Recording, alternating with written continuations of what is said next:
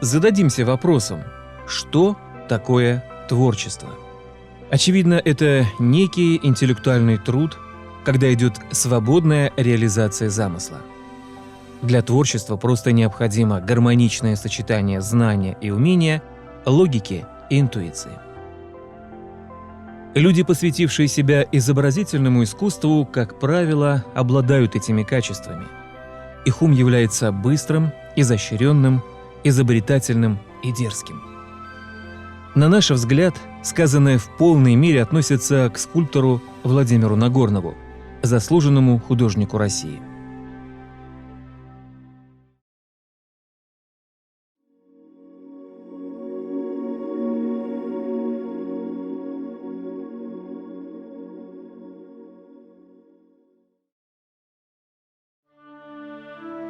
Скульптура – особый вид изобразительного искусства, которое имеет трехмерный, объемный вид.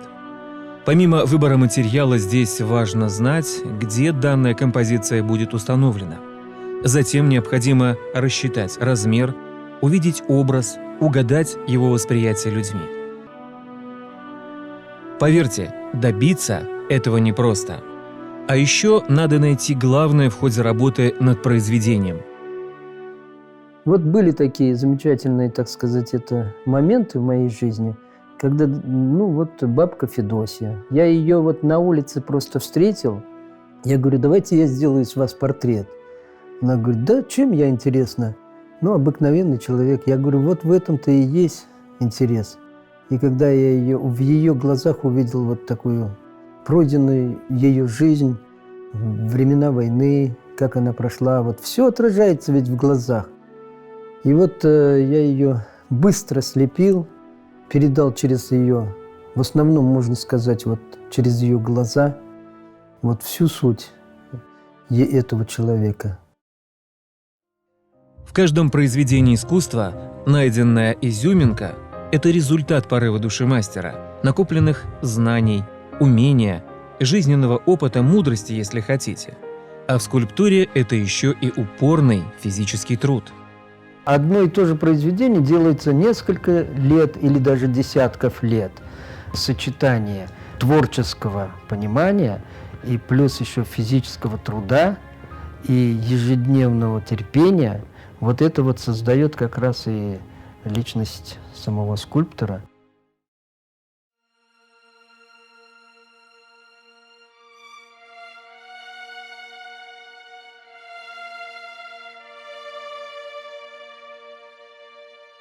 Владимир Порфирьевич родился в чувашском селе Богдашкино Цильнинского района Ульяновской области.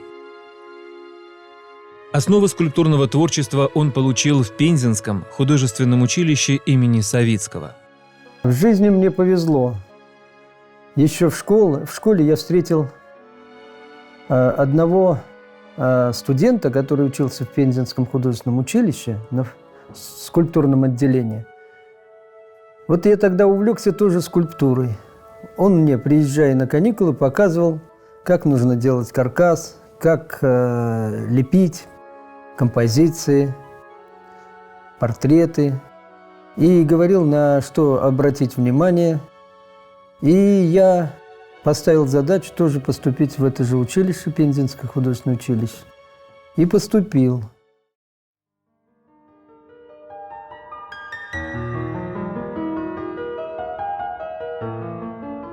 На третьем курсе, по традиции училища, состоялась поездка в Ленинград. Знакомство с подлинниками работ выдающихся русских мастеров живописи и скульптуры в музеях северной столицы оказало большое впечатление на юное дарование. Помнится вот сейчас, как мы ходили по музею и вдохновлялись. Вот это же первые знакомства с подлинными произведениями. Вот. А так до этого все учебный процесс проходил ознакомление по учебникам, по иллюстрациям, искусствоведение, такое было обучение. И когда вот увидели подлинное, это, конечно, было нечто. Дипломная работа в Пензенском училище была посвящена этнической теме «Чувашский танец».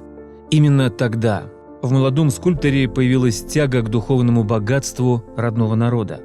Скоро Владимир Нагорнов приезжает в Чебоксары, встречается с Юрием Ксенофонтовым, который оказал большое влияние на его судьбу. Юрий Иванович мечтал о скульптуре Чувашии, о школе скульптуры в Чувашии. Он вокруг себя собрал ребят, увлеченных именно скульптурой. Я, рядом с ним работая года 2, подготовился к поступлению в художественный институт имени Сурикова, вот где он тоже обучался, и он очень хотел, мечтал, чтобы многие вот поступали туда и получили такое высокое профессиональное обучение. В институте, в мастерской Михаила Бабурина, Нагорнов познает все тонкости создания скульптурного произведения. Ритм и тектонику форм, соотношение деталей и целого. Он с отличием окончил и училище, и институт.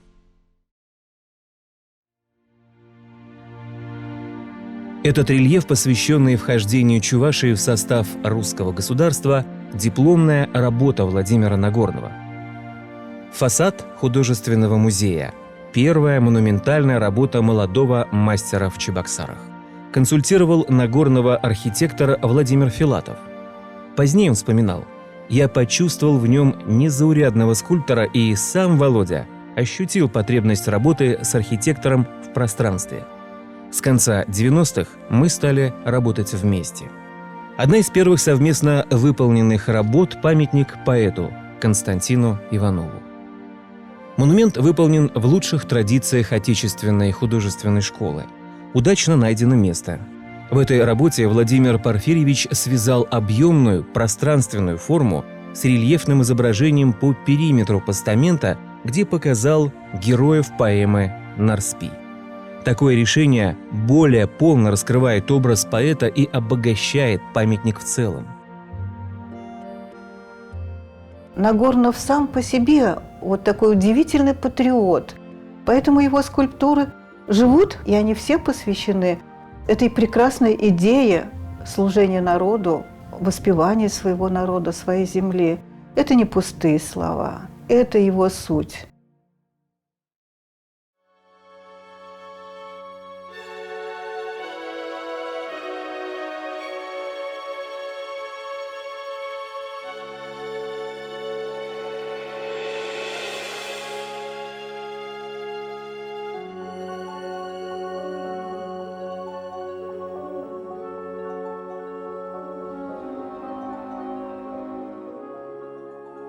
На берегу Чебоксарского залива, в столице Чувашии, возвышается монумент матери.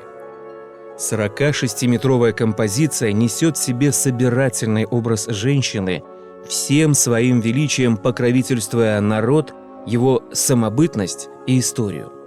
Вместе с тем, она с радушием приглашает в Чувашию гостей со всех городов и весей. Интересно, как рождался этот монумент? Как шла работа? Раздается звонок телефонный, и Владимир Николаевич Филатов, тогда министр строительства и архитектуры, он говорит: ты где? Я говорю: я в Москве работаю сейчас. Так, ты нужен здесь. Есть тема создать здесь монумент матери. Давай просматривать, значит, с разных мест города. Настолько просто скрупулезно работал Владимир Николаевич, я просто удивляюсь. И вот мы съездили до монумента славы, и оттуда даже посмотрели, а здесь, на этом месте, поставили, значит, высокий кран, именно чтобы проверить ориентир высоты. И вот показалось нам, что вот именно та высота, вот именно будет хорошо. Этот памятник потребовал от Владимира Нагорнова самой серьезной мобилизации творческих сил, решимости и смелости. Такого масштаба работа производилась в Чувашии впервые. Скульптура матери стала неким знаком столицы республики. Она органично включилась в большое пространство города. Набережная залива сегодня является местом притяжения для жителей и гостей Чувашии. где архитектурной доминантой является монумент. Для Владимира Нагорного этот памятник – фактор самоутверждения, широкого признания мастерства скульптора.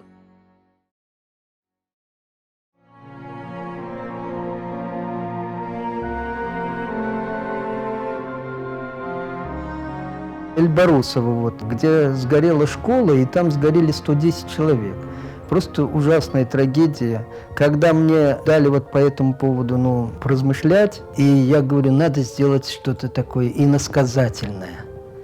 Это через такую стеллу, декоративный такой охват, такой, получается, стеллы огня, и там вместе с этим огнем, прося помощи, подняв руку, значит, такой ребенок просит о помощи, вторая беспомощная рука, а над ними вот летят уже эти стрижи, а это души, улетающие этих детей.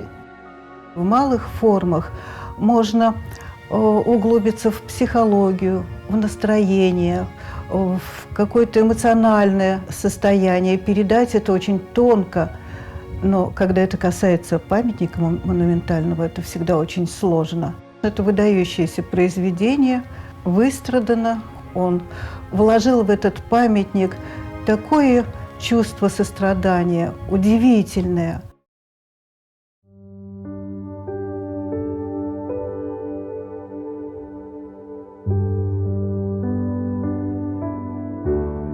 В человеке заложена естественная потребность в состязательности, в осознании того, что плоды твоего труда нужны людям. Встречаясь с коллегами, творческие люди учатся друг у друга, раздвигают рамки видения, все это помогает им двигаться вперед, покорять новые вершины. Владимиру Нагорнову пришла идея провести международный симпозиум скульпторов в Чебоксарах. В 2018 году этот проект получил грант президента России. Мероприятие дорогостоящее, но оно того стоит. Многие скульпторы, вот, которые здесь вот в Чебоксарах присутствуют сейчас на симпозиуме, они были во многих странах мира. И в Китае, и в Корее, и в Южной Америке, и в Европе. И вот этим самым расширяется дружба, братство скульпторов. И, конечно же, под единым лозунгом, что это они доброту несут. –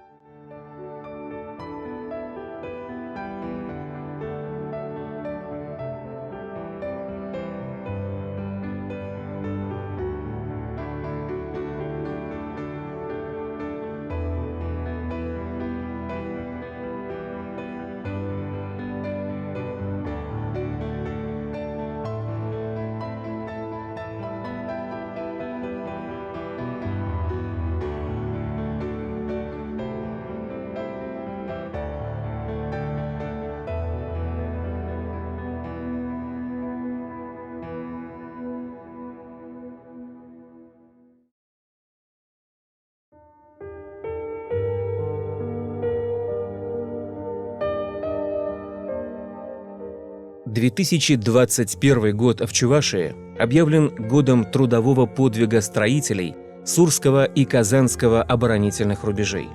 В связи с этим состоится всероссийский конкурс проектов мемориальной композиции «Сурский рубеж». Владимир Порфирьевич разыскал одну из тех, кто в течение 5 лет живет этой темой – Валентину Андрееву. Голодали, недоедали, обмораживались, и там в кровь руки. Главный инструмент их – руки. Потому что лом на 45 человек иногда был. Топор на 5 человек. Лопата, кирка, вот и весь инструмент, и руки.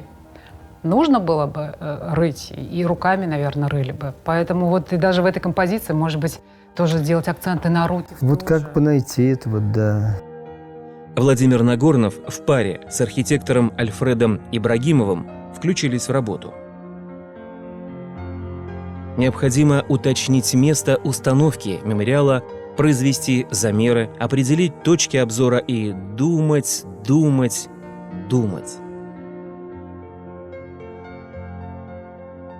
Что чувствует сейчас наш герой? Что рождается в его душе?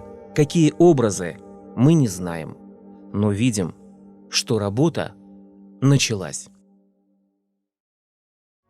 В 2020 году коллеги оказали доверие Владимиру Нагорнову, избрав его председателем Союза художников Чувашии. Наряду с массой творческих и организационных вопросов для Владимира Порфирьевича одним из главных остается создание школы скульпторов. Первым этапом должно стать открытие скульптурного отделения в Чебоксарском художественном училище. Он осознает, что для становления скульптора нужны годы. Необходимо подобрать и сплотить молодых людей, неординарных, терпеливых и талантливых. Передать им весь свой опыт, чтобы уже они ставили скульптурные композиции в городах и селах. Чтобы их произведения оказывали положительное влияние на нынешнее и последующие поколения.